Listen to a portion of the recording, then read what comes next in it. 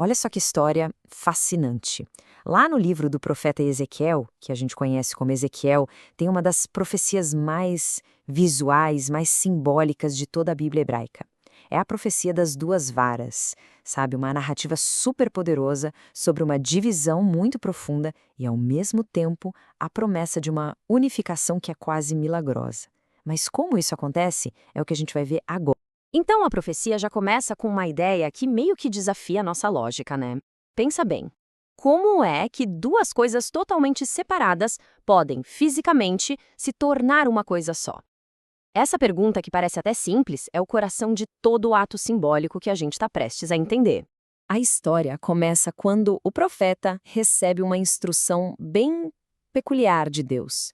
Não é um sermão, não é uma visão com anjos, nada disso. É uma ordem para ele fazer uma coisa física, sabe?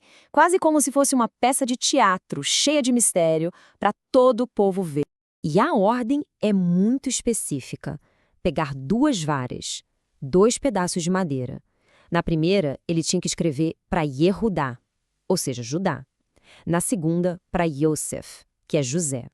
Então são duas varas com duas inscrições, representando duas linhagens que, como a gente vai ver, acabaram seguindo caminhos bem diferentes. Tenta imaginar assim, né? O povo todo ali observando o profeta com aquelas duas varas na mão. Com certeza eles devem ter se perguntado, ué, por que esses nomes? Por que varas? E essa curiosidade deles, bem, é a nossa também, né? Porque esse ato tão simples aponta para algo muito profundo e até doloroso na história daquela nação. E aqui está a chave para a gente decifrar esse enigma todo. Os nomes não foram escolhidos ao acaso, de jeito nenhum.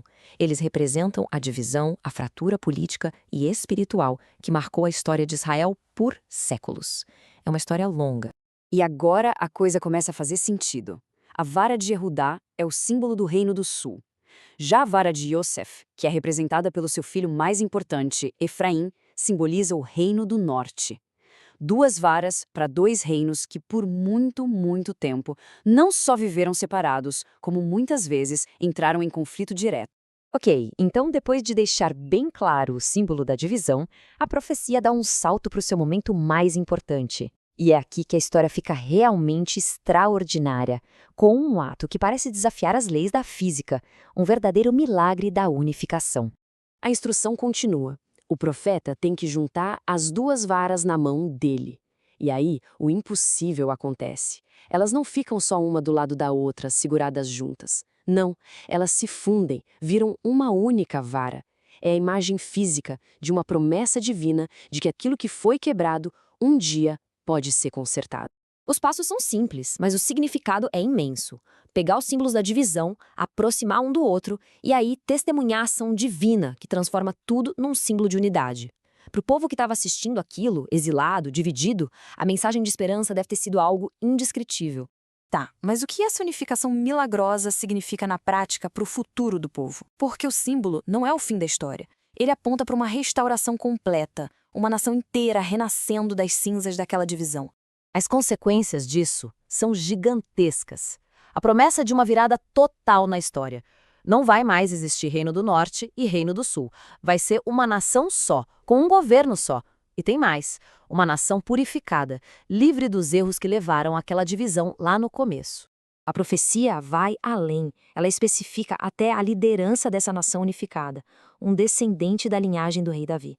E olha que interessante, ele não é descrito como um conquistador, mas como um pastor. Isso sugere uma liderança baseada no cuidado, na orientação, guiando o povo de volta para a harmonia. Ou seja, a união política está totalmente ligada a uma renovação espiritual. Mas a promessa não para por aí, na reunificação política e espiritual. Ela se expande para algo ainda maior, algo que transcende o tempo, que passa de geração em geração.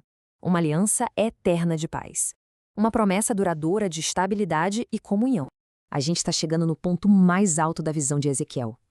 A unificação das varas e do povo é só a base para a promessa final, que é a mais grandiosa de todas. Uma promessa que redefine a própria relação entre o divino e o humano.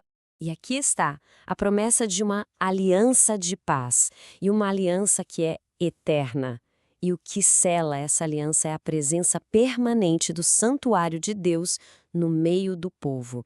Isso não é só sobre um prédio, é sobre a promessa de uma proximidade, de uma comunhão divina que nunca mais vai ser quebrada. E o impacto disso tudo vai muito além das fronteiras de Israel. A profecia termina com uma nota universal, dizendo que essa restauração e essa presença divina vão servir como um testemunho para o mundo inteiro. A união de Israel se torna, de certa forma, um farol de esperança para todas as nações.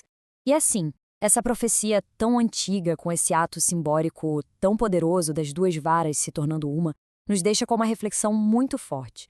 Ela fala sobre curar divisões históricas, sobre a promessa de um futuro de reconciliação e sobre como um simples símbolo pode carregar a esperança de uma transformação total. Isso nos faz pensar, né? Qual é o poder que um símbolo de unidade tem? Um poder que perdura, mesmo no nosso mundo tão dividido de hoje.